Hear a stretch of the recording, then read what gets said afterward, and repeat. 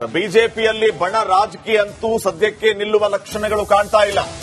ಯತ್ನಾಳ್ ಗೌಡ್ರು ವರ್ಸಸ್ ವಿಜೇಂದ್ರ ಅನ್ನುವಂತಹ ಪರಿಸ್ಥಿತಿ ಈಗಾಗಲೇ ನಿರ್ಮಾಣ ಆಗ್ಬಿಟ್ಟಿದೆ. ತಾವೆಲ್ಲರೂ ಕೂಡ ಗಮನಿಸಿದ್ದೀರಿ. ವಿಜೇಂದ್ರ ವಿರುದ್ಧ Basanagouda Patil, Yatnal, Ramesh Jarkiholi et cetera et cetera and team ಮಾತಾಡ್ತಾನೆ ಇದ್ದಾರೆ. ಈಗ ಇವರಿಗೆ ಬ್ರೇಕ್ ಹಾಕುವಂತಹ ಕೆಲಸಕ್ಕೆ ವಿಜೇಂದ್ರ ಬೆಂಬಲಿಗರ ಟೀಮ್ ಮುಂದಾಗ್ತಾ ಇದೆ. ಯತ್ನಾಳ್ ಟೀಮ್ ವಿರುದ್ಧ ವಿಜೇಂದ್ರ ಬೆಂಬಲಿಗರು ಸಿಡಿದೆದ್ದಿದ್ದಾರೆ. ಬಿಜೆಪಿ ಹೈಕಮಾಂಡ್ಗೆ ದೂರನ್ನ ನೀಡೋದಕ್ಕೆ ಬೆಂಬಲಿಗರು ನಿರ್ಧಾರ ಮಾಡಿದ್ದಾರೆ.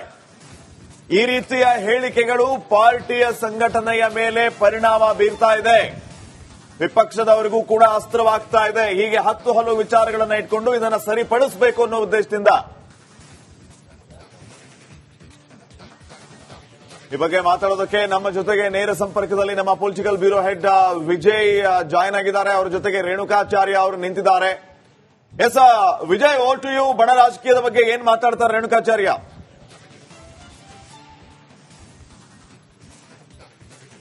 ಶ್ರೀಪಾದ್, ಬಿಜೆಪಿಯಲ್ಲಿ ಬಣ ರಾಜಕೀಯ ಜೋರಾಗಿರುವಂತದ್ದು ವಕ್ಫ್ ವಿಚಾರ ಸಂಬಂಧಪಟ್ಟಂತೆ ರಾಜ್ಯಾದ್ಯಂತ ಹೋರಾಟ ಮಾಡೋದಕ್ಕೆ 3 ತಂಡ ರಚನೆ ಮಾಡಿದ ಬೆನ್ನಲ್ಲೇ ವಿಜೇಂದ್ರ ರಚನೆ ಮಾಡಿದ ಬೆನ್ನಲ್ಲೇ ಯತ್ನಾಳ್ ಟೀಮ್ ಅಂದ್ರೆ ರೆಬಲ್ಸ್ ಅಂತ ಕರೀತಾರೆ. ಯತ್ನಾಳ್ ಟೀಮ್, ಯತ್ನಾಳ್, ರಮೇಶ್ ಜಾರಕಿಹೊಳಿ ಸೇರಿದಂತೆ ಅರವಿಂದ್ ಲಿಂಬಾವಳಿ ಸೇರಿದಂತೆ ಅವರ ಟೀಮ್ ಪ್ರತ್ಯೇಕ ಹೋರಾಟಕ್ಕೆ ಮುಂದಾಗಿದ್ರು. ಇದು ಬಿಜೆಪಿ ಎಲ್ಲೊಂದ್ ಕಡೆ ಬಣದ ರಾಜಕೀಯ ಜೊತೆಗೆ ಬೇರೆ ಬೇರೆ ರೀತಿ ಆಯಾಮಗಳನ್ನು ತೆಗೆದುಕೊಳ್ತಾ ಇರುವಂತದ್ದು. ಇದರ ಬೆನ್ನಲ್ಲೇ ಕೂಡ ವಿಜೇಂದ್ರ ಅವರು ಏನು ಟೀಮ್ ರಚನೆ ಮಾಡಿದ್ರು ಕೂಡ ಅದಕ್ಕೆ ಸೆಡ್ ಹೊಡೆದಿರುವಂತಹ ಯತ್ನಾಳ್ ಸಂಬಂಧಪಟ್ಟಂತೆ ಕೂಡ ಪ್ರತ್ಯೇಕವಾಗಿ ಹೋರಾಟ ಮಾಡಕ್ಕೆ ತೀರ್ಮಾನ ಆಗಿರುವಂತದ್ದು. ಈ ಎಲ್ಲಾ ಬೆನ್ನಲ್ಲೀಗ ವಿಜೇಂದ್ರ ಬೆಂಬಲಿಗರ ತಂಡ ಏನು ಮಾಜಿ ಸಚಿವ ಕಟ್ಟಸುಬ್ರಹ್ಮಣ್ಯ ನಾಯ್ಡು ಅವರ ನಿವಾಸದಲ್ಲಿ ಸಭೆ ಸೇರಿ ಸುಮಾರು 13ರಿಂದ 14 ಜನ ಇರೋದು.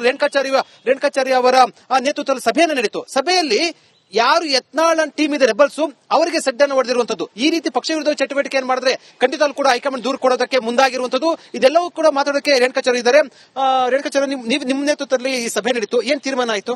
ಇದು ರೇಣುಕಾಚಾರ್ಯ ನೇತೃತ್ವ ಅಲ್ಲ. ಮೊದಲನೇದು ವಿಜೇಂದ್ರ ಬೆಂಬಲಿಗರ ಸಭೆ ಅಲ್ಲ. ಭಾರತೀಯ ಜನತಾ ಪಾರ್ಟಿಯ ಸಾಮಾನ್ಯ ಕಾರ್ಯಕರ್ತರು 18 ಜನ ಫೋಟೋ ಸಮೇತ ಕೊಡ್ತೀನಿ. 18 ಜನ ನಾವು ಒಟ್ಟಾಗಿ ಇವತ್ತು ತುರ್ತು ನಿನ್ನೆ ದಿವಸ ಚರ್ಚೆ ಮಾಡಿ ಅನಿವಾರ್ಯವಾಗಿ ಸೇರಿದ್ವಿ.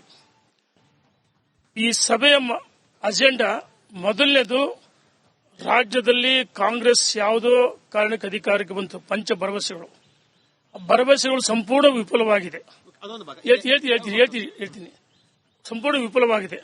14 ಲಕ್ಷ ಬಿಪಿಎಲ್ ಕಾರ್ಡ್ ರದ್ದು ಮಾಡಕ್ಕೆ ಹೊರಟಿದ್ದಾರೆ, ಅದರ ವಿರುದ್ಧ ಹೋರಾಟ. ಮತ್ತು ಮೂಡ ಪಾದಯಾತ್ರೆ ವಿಜೇಂದ್ರ ಆರೋಗ್ಯ ಚಲೋ ನಡೆಸಲು ಇದರ ವಿಶೇಷ ಮತ್ತು ಜೆಡಿಎಸ್ ಪಾಲ್ಗೊಂಡಿದ್ರು. ಕುಮಾರಸ್ವಾಮಿ ಹೇಳ್ಬಿಡ್ತೀನಿ ನೋಡಿ ಏನಾಯ್ತು, ಯಶಸ್ವಿ ಆಯ್ತು, ಹೋರಾಟ ಯಶಸ್ವಿ ಆಯ್ತು.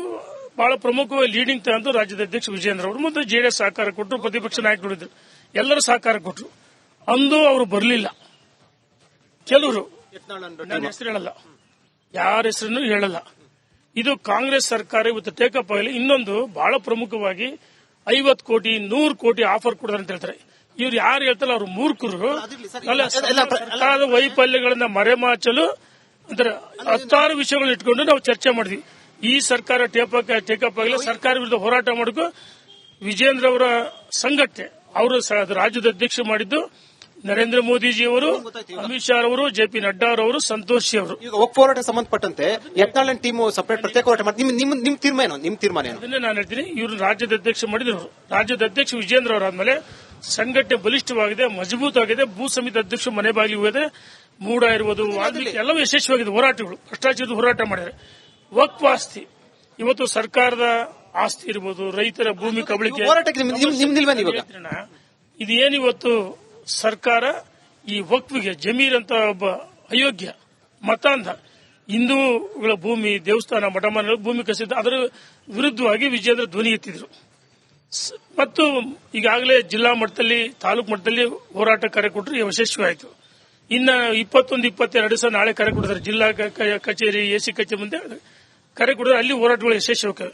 ಮತ್ತು 3 ತಂಡಗಳು ಆಗಿದೆ. ಬಹಳ ಪ್ರಮುಖವಾಗಿ ನಾನು ಕೇಳ್ತೀನಿ, 3 ತಂಡಗಳು. ಒಂದು ರಾಜ್ಯದ ಅಧ್ಯಕ್ಷರು ವಿಜೇಂದ್ರ ಅವರ ನೇತೃತ್ವ, ಎರಡನೇದು ಮೂರನೇ ಚಲುವನಾರಾಯಣಸ್ವಾಮಿ.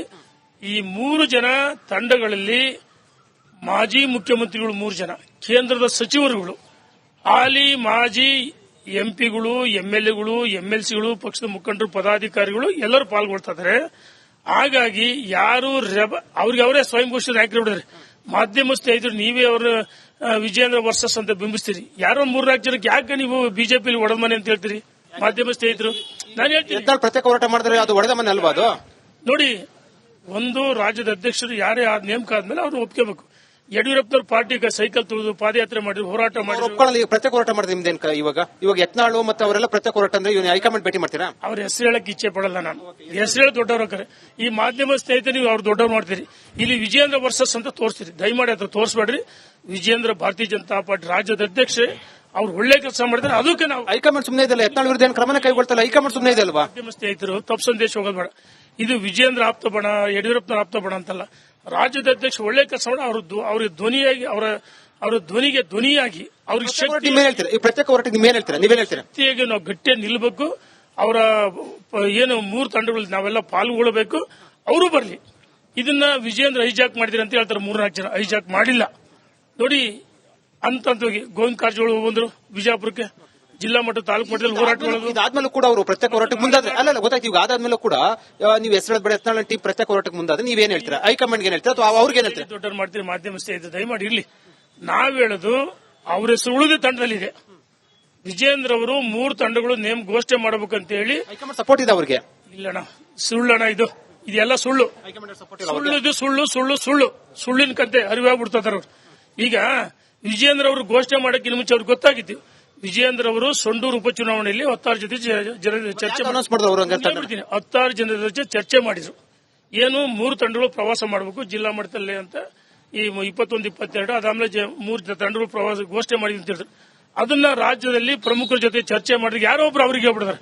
ಅವ್ರು ಏನ್ ಮಾಡೋದು, ತರಾತುರಿಲಿ ವಿಜೇಂದ್ರ ಅವರು ಭಾರತೀಯ ಜನತಾ ಪಾರ್ಟಿಯಲ್ಲಿ 12:30ಕ್ಕೆ ಮಹತ್ವದ ಪತ್ರಿಕಾಗೋಷ್ಠಿ ಕರೆದ್ರೆ ಅದು ಗೊತ್ತಾಗಿ ವಿಜೇಂದ್ರಕ್ಕಿಂತ ಮುಂಚೆ ನಾನು ಘೋಷಣೆ ಮಾಡಿದೆ, ವಿಜೇಂದ್ರ ನಂದು ಹೈಜಾಕ್ ಮಾಡಿ ಅಂತ ಹೇಳಿ ಅವರು ಒಂದು ಮನೆಯಲ್ಲಿ ಕುಳಿತು ಭೇಟಿ ಮಾಡೋ ಸಾಧ್ಯತೆ ಇದೆಯಾ?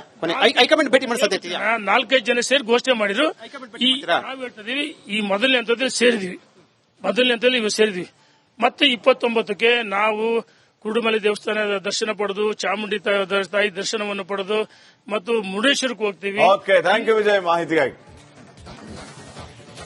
ಬಿಜೆಪಿಯಲ್ಲಿ ಬಣ ರಾಜಕೀಯ ಅಂತೂ ಸದ್ಯಕ್ಕೆ ನಿಲ್ಲುವ ಲಕ್ಷಣಗಳು ಕಾಣ್ತಾ ಇಲ್ಲ. ಯತ್ನಾಳ್ ಗೌಡ್ರು ವರ್ಸಸ್ ವಿಜೇಂದ್ರ ಅನ್ನುವಂತಹ ಪರಿಸ್ಥಿತಿ ಈಗಾಗಲೇ ನಿರ್ಮಾಣ ಆಗ್ಬಿಟ್ಟಿದೆ.